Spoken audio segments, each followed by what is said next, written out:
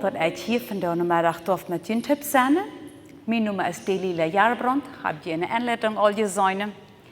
Ik en mijn man Rudi, we wonen op de Marktwirtschaft.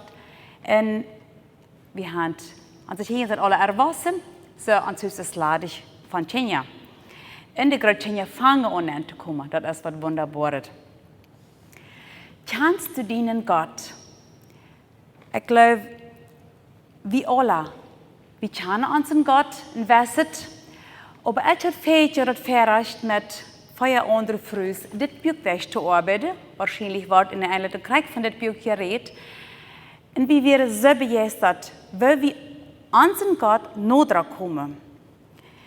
Vielleicht stehen wir, warum ich einmal von dienen Gott rede, oder dienen in meinen in Einzel, oder unseren Gott. Das Vater unser lehrt uns, dort wir denselben Gott anbeten. Aber das Gott will uns ganz persönlich zu uns reden. Und wieder mit dem Entdecken. Deswegen rede ich auch inzwischen von dienen Gott oder von meinen Gott. Wenn wir uns die Frage stellen, kann ich meinen Gott, was fällt dir das erste bei? Mir kommt das erste der Gedanke, Gott hat die Welt gemacht. Hier lesen wir das erste Seite in der Bibel, er ist uns Schöpfergott. Und das zweite, was mir beifällt, wir, Gott läuft uns, so soll er seinen sehen, Christus sterben Leute für uns. So, das sind 2 Eigenschaften von Gott, dass er uns Schöpfer ist und uns läuft, was mir das erste beifällt. Und all bloß, wenn ich an die 2 Eigenschaften denke, dann denke ich, du können wir auch lang nachdenken.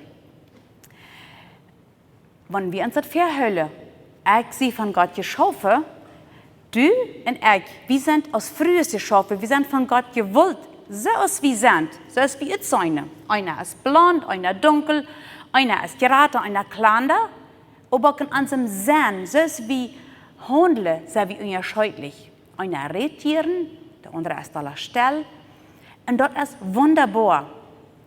Bloß wir führen hier wie den Satz, nee, ich kann das nicht. Du kannst das so schmack. Jane Früh ist immer so freundlich. Da hier hat einen guten Umgang mit den Kindern. Der kann so schön backen. Aber ich kann nicht. Und wenn wir dort sagen, und jetzt hier hat Gott als uns Schöpfer, der hat uns so gemerkt, dass wir sind, dann sollen wir endlich das erste Buße tun in einer Vergebung beten.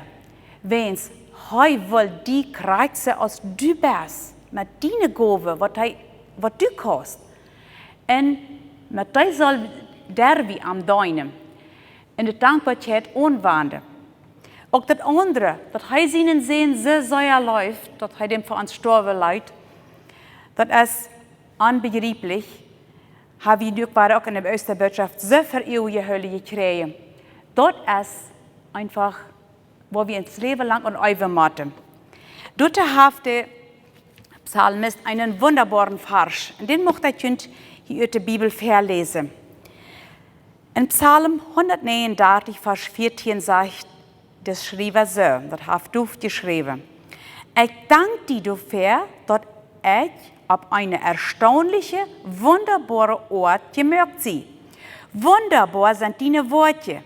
Und meine Seele weit dort sehr gut. Wirklich? Weit deine Seele dort sehr gut, dass du wunderbar gemerkt bist? Und auf eine erstaunliche Ort wies, weil wir dort nicht verjeten. Wir sind einzigartig. Und omdat wir Gott kennenlernen, müssen wir am begegnen. Ich glaube, wir sind am aller begegnet. Dem Moment, wo wir uns bekehren, wo wir uns Gott Jesus übergeben, sind wir am begegnet. Und haben das Angebot angenommen.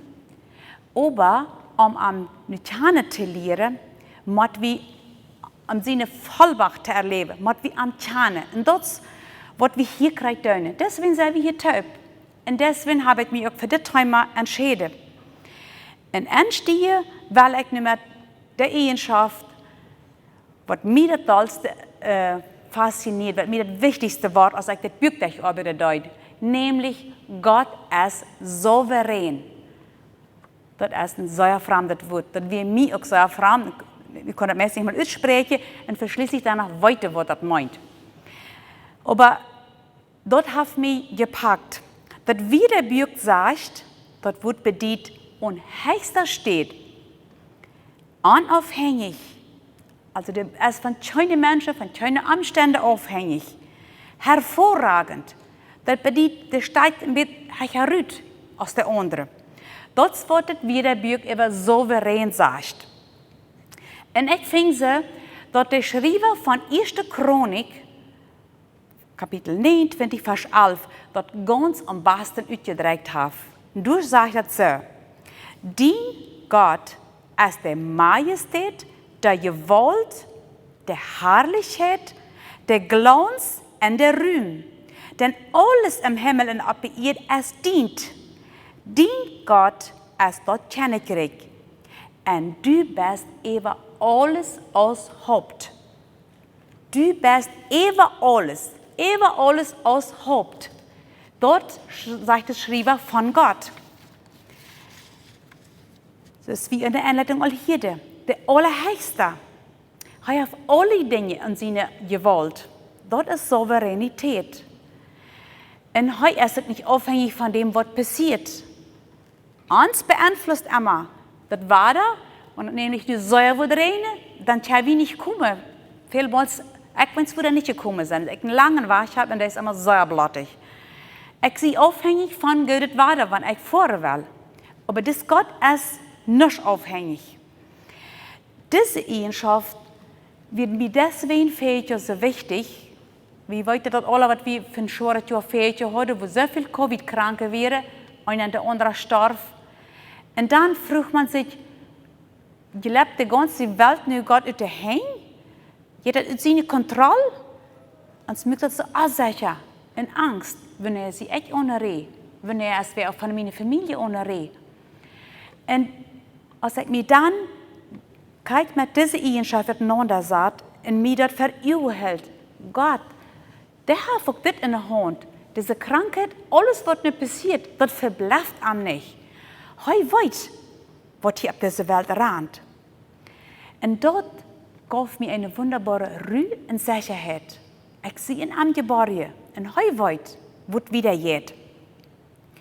Und du hast hier in der Bibel noch diesen wunderbaren, großen Vorbild, den Hiob.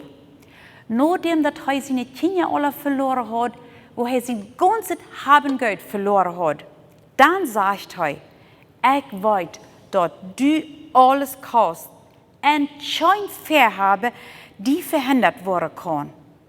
Also kein Covid, keine Krankheit kann Gott sein Verhaben verhindern. Die Weltgeschichte geht wieder und Gott bleibt aber sicher durch Eva.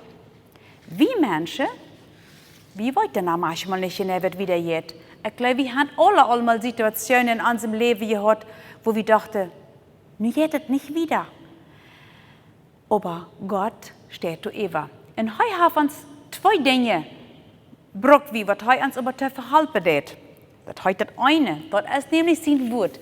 Die Bibel, du hast für uns alles abgeschrieben, was wir weitermachen, ans Leben gelingen kann. Bloß ich persönlich muss mich dann entscheiden, dort zu tun und zu gehorchen. Die Bibel und der Gehorsam, diese zwei Dinge, die helfen uns, dass wir Sicherheit finden in dieser Welt. Ich würde es ein bisschen vergleichen mit unserer Kirche. Ich denke mal, das ist bei uns alle mehr oder weniger so ein Mini-Kirche, du hast das sagen. Ich entscheide, was ich kirchen will, und ich sage, ich wünsche nu, wenn der abgewaschen soll, und wenn das abwaschen soll, und ich habe das gelernt, aber wenn ich beim Abwaschen nicht abhosten, sich zum Beispiel im Fingerschnitt mit dem scharfen Messer, das kann ich nicht verbiegen, wenn ich dafür verantwortlich sehe, das kennt man das lernen, das Amt zu gehen. So ist wie über von sich weiter. Ich glaube, wir waren ein Mess am Kopf weiter, oft nur noch abwaschen steht, oder wenn jemand mit Frau, wo ist der Terror, das wird wie auswendig sein. So weit Gott kriegt, was, wo auf dieser Welt ist, aber wie Menschen, wie handeln du Berne? En wie derven ook dabei Fehler merken. Wir worden Fehler merken und wir worden uns auch manchmal verlassen. Das ist unsere Kinder dann mit auch beim Abwaschen. Gott ist der Janja, wo das Sagen haft. Und nicht bloß über einen Teil, das ist wie über die Kirche, sondern über die ganze Welt. Und für jeden Einzelnen von uns. Hij überlässt uns, du Berne, zu wirken. Hij hat uns die Erde unvertraut. Und wenn wir diese Sicherheit uns, du nennen Lotte, und uns das für die Hölle, dass Gott seine Aufsichten live sind, dass du gute Aufsichten mit deinen Kindern hast, wenn du für den Kirche das, und wenn du den unstellst zum Abwaschen, hast du auch gute Aufsichten. So hat Gott auch bloß gute Aufsichten mit uns. Was kann also uns früh doller merken, als zu weiten, dass wir einen Gott haben, der alles vollständig unter Kontrolle hat. Er ist souverän. Auch wenn wir manchmal als früh wird ab dem Dol sein, mit unseren Gefühlen und mit unserer Laune, auch unsere Männer haben Entscheidungen getroffen, treffen Entscheidungen, die uns manchmal nicht nachvollziehbar sind. Wir nicht verstehen. Aber wir können auch dort in Sicherheit annehmen, wenn wir weiter, dass wir unter einem Gott stehen, der für uns sorgt. Heute steht souverän über allem Krammen, auch über allem Gelitten im Leben. Heute hat alles unter seine Gewalt. Dort lesen wir in Prediger, Kapitel 7, Vers 13 und 14. Check das Wort Gottes an. Denn wer kann gleich merken, was er kram gemerkt hat? Am gleichen Tag sind gute Dinge, aber am ungleichen Tag bedenkt, auch diese aus Jana hat Gott gemerkt. Du darfst das krammen, das von Gott ausgeht. Auch krammen, was wir selbst angestellt haben, dadurch, dass wir Fehler gemerkt haben. Und dann darf das noch krammen in uns Leben, was von Büte und uns Nonchen, was wir nicht verstehen können. Das darf, wir merken Fehler und merken manchmal Video und andere Menschen. Aber Gott kann auch unsere Fehler brauchen, zum Guten. Immer dann, wenn wir du über Buße deinen, am Rat geben und am wahre die Führung überlassen. Das Kramme, was von Gott kommt, dann denke ich, und das war da, das habe ich nicht beeinflussen.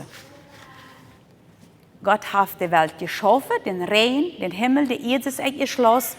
Und so schenkt uns auch mal eine drehe Zeit oder auch eine andere Zeit. Dort ist unser seine Gewalt. Heute steht über alles. Am Beispiel von Josef, mag ich dir das nochmal mit einer biblischen Geschichte wiesen. Das kann ich nachlesen in 1. Mose, Kapitel 37 bis 50. Josef wird von seinen Brüdern verkauft. Dort wird wirklich krammet, wenn er krammet darf. Und Josef hat selbst, konnte sich da nicht gehen wehren.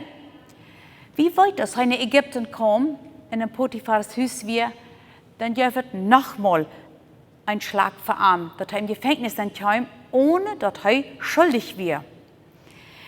Und hörst mal, was Josef selbst, du Eva sagt. Er sagt zu seinen Brüdern, schmied es nur schwer.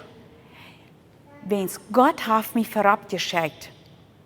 Die meinen dort Beis mit mir, aber Gott hat dort im Guten gewarnt. Und dort war, und diese Geschichte, weil wir uns immer daran erinnern, wenn uns was Krammet passiert, vielleicht andere Menschen uns andeuten. Gott kann auch dort im Guten warnen, weil wir uns am festhalten. Das souveräne Gott, wenn der als Haupt über alles steht und das Gute im Sinn hat, der würde doch auch keine merken, dass keine Menschen verloren gehen. Und wie weit alle Menschen gehen verloren.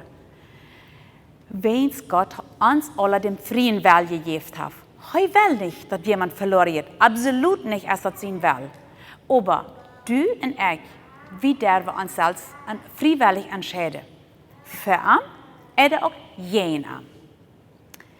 Also, diese Eigenschaft von Gott, dass er souverän ist, weil wir mitnehmen in unserem Alltag nennen. Und ich frage uns, wer wird jeden Tag sein, wenn wir dort ganz und ein Versicher im Kopf zu behüllen? In der Bibel sagt der Psalm 14, Tag und Nacht denke ich über den Wort noch. Manchmal denkt man, das ist ja allmählich. Ich muss ja nicht denken, was ich Kirche will, oder was ich zu meinen Kindern sagen will. Aber dazwischen, immer weiter, ich will diese Botschaft behüllen. Gott hat alles unter Kontrolle. Und dann wird nu krijg rand bei mir Haus, in unserer Familie, ob das eine Krankheit ist, oder wie Arbeit seht ihr, oder eine neue Wohnung seht ihr. Gott hat alles unter Kontrolle. Und weißt ihr was? Als ich das schreibe, kämpfe ich persönlich mit meinem hohen Blutdruck. Und ich dachte, was wollte ich noch tun? Nach meiner Pelle nehmen will ich nicht. Und dann dachte ich mir so, was wirst du dir früher sagen? Sei das mal zu dir selbst. Gott hat meinen Blutdruck unter Kontrolle. Der weiß sich damit. Dann habe ich dort den Tag habe ich ausgesprochen, wie es meinen Blutdruck sperrt, für Gott, ich dort nicht daran zu denken. Und ich sage, Gott hat mir wunderbar geholfen. Ich darf alle Sachen tun, was mir dort war, in Ordnung gebracht. Und ich denke, ich habe über alle Sachen so dort tun. Oder auch wenn wir diesen Satz von Hiob dort nicht sein Vorhaben verhindern können, wenn wir dort auch weiter über uns leben und auch über das Leben von unseren Männern aussprechen, oder über unsere Kinder. Kein Vorhaben wird dort verhindern. Gott wird seinen Plan, sein Weg gehen. Weil wir ab Gott tätig in uns durch zu üben, seine Majestät und über seine Souveränität nachzudenken. Und ich sehe mich sicher, diese Erkenntnis wird an jeder von uns helfen, dass wir zu einer freundlichen und stille, früh mit diesem stillen Geist, das die Bibel uns sagt, wurden, immer weiter wie sind in Gott seine Hand geboren.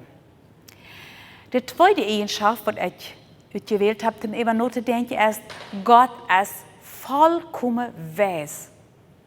Für eine Frau, wie uns Wort meint, Weisheit. Wenn er selber weiß. Also das selbe ist, dass wir viel weiter. Ich möchte das mit einer ganz einfachen Sache vergleichen in unserem Alltag. Ich glaube, wir haben alle eine Waschmaschine und je weiter wird eingeschaltet, wird bedeutend wird. Das weiß je.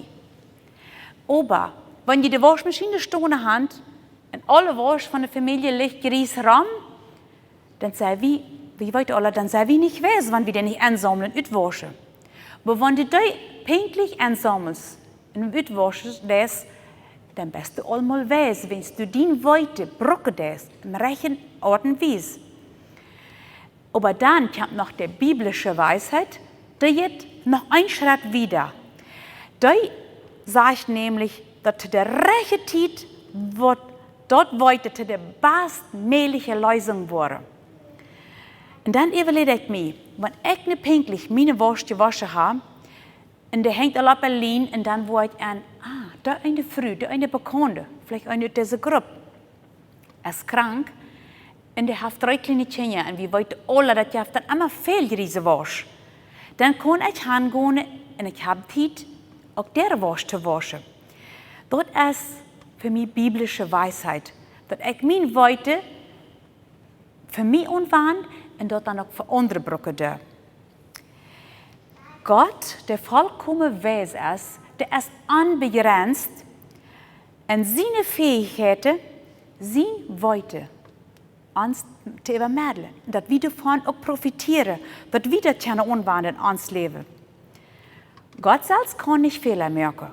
Wir sind immer weiter dabei, zu lernen und merken dabei Fehler. Dort ist in Ordnung, aber wir dürfen am Help prachen. Wenn es heute sagt, wenn du irgendwem Weisheit mangelt, der soll bloß beten. Gott jaft gieren, wirklich, sagt in Jakobus 1, Vers 5. Gott hat einen Plan mit deinem Leben und wenn du dich fragst, sehe ich am rechten Platz? Sehe ich am rechten Weg unterwegs mit Gott? eine Frau an. Ich habe das al vielmals erfahren, dass ich eine ganz glückliche Frau und ich habe noch niemals eine Stimme gehört, aber mit einmal überdacht, dann habe ich die Antwort an mich. Ich weiß, das ist es. Das ist die Antwort auf mein Gebet, was ich Samariens angefragt habe. Und das möchte ich uns alle mitmerken. Und wenn das ist, wo ich was vielleicht habe, ich das einfach nicht fing, das passiert bei mir wiederholt, nämlich, ich sage einmal zu Gott, das kommt auch in der Souveränität. Du wolltest kriegen, wo das liegt, was ich nicht sehe. Und ich fing das zur rechten Zeit. In Römer 8, Vers 9 wird dich verspricht Gott uns, dass er uns unsere Rechte will. Er will uns Lehrer sein. Und er will uns den Weg weisen, ab dem wir gehen sollen. Mit seinen Augen will er uns leiten. Wow, das ist eine wunderbare Vision. Wenn wir uns dort immer weiter verüberhüllen in diese Qual kommen. Hier im Schako haben wir wenig Qualen, wo das Wasser rücksprudelt und nicht abhielt. Aber so ist Gott in seiner Weisheit. Der hielt niemals ab, der ist niemals zu eng. Und was mir so sehr gefällt, wo Gott seine Weisheit ist, das hat auch Jakobus uns beschrieben. In Kapitel 3, Vers 17. Seine Weisheit, die wird von boven kommt, die ist erstens rein, dann friedlich, gelend, vollsam, voll Erbarmen und gute Frucht. Dort haben wir immer weiter, wenn das mitkommt, dann ist das die Weisheit von Gott, dann ist das ein Gedanke von ihm. Wenn ich Probleme habe, als Frau, dann soll mir die erste Adresse Gott sein. Und nicht mein Telefon und meine Freundin, Frauen oder eine Familie. Dort ist auch dran, wie der jeden Menschen Frauen. Aber ich will nicht mitmerken, Gott und erster steht die Frau. Damit wissen wir auch, dass wir von ihm abhängig sind. Wie unerkennen ihm, dass er über uns steht, dass er mehr weiß. Seine Weisheit, die, also wie ich sehe, der hört niemals ab. Und die dritte Eigenschaft ist, Gott ist unveränderlich. Er bleibt derselbe immer. Das sagt er selbst von sich in Malachi 3, Vers 6. Ich, der Herr, verändere mich nicht. Ich glaube, wir können abteilen und die Dinge, die uns befallen, alles verändert sich. Unsere Kinder, die sind so klein, und dann kommen sie in die Schule und werden erwachsen und gehen aus dem Haus. Wir schaffen uns Sachen an, wir kaufen uns Kleider, und die werden alt, die gehen eine zweite Sache und verändern sich. Nur sind Schmacken rein, als wir ein Stötzchen nicht haben, dann wusste die Blumen so schmacken, das groß Wasser fan, aber nu will es allwald hängen, wenn ich Wasser habe, zum Neujahren. Alles verändert sich. Und die meisten von uns hier sind angetragen in der letzten Zeit. Die Nubers, was man kann, was immer besieht, einem wohnt, sind nicht du. Oder eine gute Freundin wohnt nicht mehr nur, du, wo du wohnst. Und ich hoffe, so ja nicht, aber manchmal, als ob der sicher Arbeit steht, war ich. Und dann fragen wir uns, was bleibt, wo haben wir in Hand, was sich nicht verändert. In dem fingen wir an Gott. Gott ist derjenige, was sich nicht verändert. Alles, was von dir ist, dort ist heute immer gewesen. Und deswegen ist unsere Sicherheit in ihm. Ich als Gläubige früh darf an diesen Gott, was unwandelbar ist, ab dem darf ich vertrauen. Menschen, auch sehr gute, nachstehende Menschen, enttäuschen uns manchmal, aber Gott wird uns niemals enttäuschen. Damit sage ich nicht, dass er all unsere Bärde so erhält, als wir uns das wünschen. Ich habe für mich so gefunden, dass Gott 3 Antworten, oder 4 Antworten, ja, meine ich, was wie, wenn wir mit Frauen. Entweder er sagt, ja, und schenkt uns dort, wenn sie es nicht kriegt, dran. Nächstes Mal sagt er, warte, wird Lothar vielleicht. Manchmal muss wir erst noch, es das nicht einfach noch nicht dran. Oder sogar wachsen. Wie soll ich mal Riepenerkenntnis, wir sind nicht heute dort zu empfangen. Oder er sagt auch ganz klar, nee, er schenkt uns das da nicht. Aber davon bestimmt nicht seine Läufe uns. Wenn's, er ist unveränderlich. Er sieht in Jeremia eindeutig verstreut, ich habe die mit ewig geläuft. Dort hat er noch nicht drei genommen. Und wenn er über 2000 Jahre drei abgeschrieben wird, kriegen dann, was du getan hast, und wenn du manchmal denkst, nu hat er alles verdorben. Er hat Gott sehr enttäuscht. Ich sehe doch weiter in drei gefallen, in eine Sünde, was er abgehört hat. Gott läuft trotzdem. Und er hat auch versprochen, wenn ich dort war, bekannt war, dann will er das auch mich vergeben. Auch dort versprechen bleibt, wenn es heute ein Gott ist, wird sich nicht verändert. Wenn wir unsere Sicherheit, dass das in Gott erkennen, dann sind wir frei, auch für unseren Mann eine Gehilfe zu sein, in seine Entscheidungen zu folgen, auch wenn wir nicht alles verstehen. Oder auch für unsere Kinder, für deren Bedürfnisse dort zu sein. Wir können uns sogar demütigen und denen um Verzeihung fragen, wenn wir uns an den schuldig gemerkt haben. Wenn es wie weiter, auch ich, brauche diese Vergebung immer weiter. Die Bibel ermutigt uns, Wiedergeborene, eure Frühs und Mütters, ab diesen unveränderlichen Gott zu checken und zu erkennen, dass er uns zum Frieden führen will. Damit wir Leben im Überfluss haben. Und dass wir stehen, jeder einer steht gleich unter Arm. Dort hat er uns gesagt, in Jakobus 1, Vers 17. Ich habe hier einen Kugelschreiber mitgebracht. Wenn ich dem hier handstelle, dann gibt es in verschiedenste Richtungen eine Schote. Wenn es von du dacht eine Balb und von du und von da, das gibt Schote. Aber Gott sagt, das bei einem gibt es keine Schote. Er ist so glücklich über uns. Das weiß es nicht von da Schote und nachher da Schote. Nee, er bleibt durch. Er geht nicht wieder weg. Wenn wir uns dort am Leben von Abraham und Sarah einmal mit dir anschauen, dass Gott bei seiner Meinung bleibt. Er hat ein Kind versprochen von Abraham und Sarah. Aber Gott hat du unbedingt mehrmals warten gesagt. Und Abraham konnte nicht mal warten. Bitte sagt seine Frau nicht. Dann ging er dem Weg mit Hagar. Das gab alle Hunde Probleme. Aber sie dachte, sie musste Gott helfen.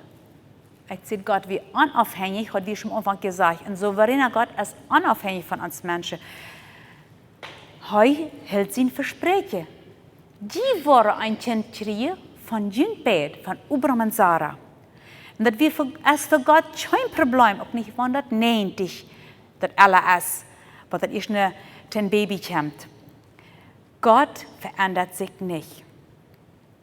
Diese drei Eigenschaften, die wollen wir mitnehmen in unserem Alltag nennen. Und mein vierter Punkt heute, preist den Herrn. Preist den Herrn, das ist eine Abforderung an Gott. Wie deine Seele. Wir sollen dem Herrn Gott preisen, danken, loben. Diese Abforderung ist sehr viel im Alten Testament abgeschrieben als keine andere Abforderung. Ich denke, Gott hat sich dort gedacht. Er wollte das vielleicht, wie das war, vergeten, um zu danken. Und er wollte das aber auch, wie Gott uns das tut. Wenn wir ihm die Anerkennung geben, für dort, was er uns gibt, wenn er ist die Qual von allem Guten. Wenn ich ihm danke, dann drehe ich damit aus, ich bin von dir abhängig. Wir können Gott loben und anerkennen, wenn wir ihn nicht kennen? Das ist ein bisschen schwer. Wenn die wer fragt, die früh, wat du op die Gas wohnt, weißt du wat von, dit für unsere Brotbacken? Oder haft du schon eine Zweiback? Wenn du das nicht weißt, dann kannst du das nicht sagen, dann kannst du dir nicht durch halten. Ich kann das nicht, ich will das nicht. Kreuze, also das auch mit dienen Gott, dem du ganz persönlich anbetest, dem wir alle anbeten. Wenn du dem nicht kannst, dann weißt du nicht, was der alles kann. Aus dem Grund habe ich die Träume von dir gewählt. Wir wollen ein bisschen oder lernen. Und das wollen wir mitnehmen. Gott, du bist souverän. Du hast alles unter Kontrolle. Du stehst über alles. Als zweites, du bist vollkommen weiß. Und du weißt alles. Du weißt auch, wie traurig ich manchmal sehe. Er kriegt nu, wie schlecht mir das geht. Du weißt, wo ich Hilfe kriegen kann. Vielleicht kriegt immer wieder als eine Hilflosigkeit, was wir haben, wenn wir unsere Kinder selber mit der Schule abgehalten. Das ist sehr anders, als dann es wieder gelernt haben, wir können dir nicht helfen. Und die Kinder sagen, ich verstehe das nicht. Dann wollen wir mit den Kindern taub Gott fragen, wo wir Hilfe kriegen, dass Gott uns macht helfen. Und es redet Gott, du veränderst dich nicht, du bleibst immer derselbe. Und da wird ich am Anfang sehen, Gott, du hast mich wunderbar gemerkt und du läufst, wie sie sagt, du meine Schuld verjährst. Diese 5 Sachen habe ich nur ein bisschen versucht, uns zu betätigen und ich hoffe, dass uns da in unserem Alltag helfen. Ich habe da auf ein kleines Zettelchen abgeschrieben. Wir haben da am Dachstein gleich noch her, wenn ihr rüttkunde, du auf jeder einen mitnehmen. Entweder ihr braucht als Lesezeichen in dem Buch, was ihr lesen, oder ihr merkt, ihr das am E-Shop an, dass wir uns einfach nach ein bisschen anprägen. Als letztes steht da, preis den Herrn. Und was dort für Auswirkungen hat, da möchte ich nicht am Schluss noch ein Zeugnis von mir vertellen. Das ist wohl als 22 Jahre drei. Aber ich finde sie in der Bibel fordert Gott uns immer weiter ab, dem Volk Israel, verteilt von dem Auszug aus Ägypten. Das wie auch lang passiert, aber wir wollen dort nicht vergessen, was Gott getan haben. Und das wäre für mich einfach das passendste Beispiel. Als uns 4 Kind geboren wir alles okay, mein Mann vor dem Haus, wir gehen in Bad und ich lebe zum Verpüsten. Und einmal wurde ich an, die bringen mir mein Baby gar nicht.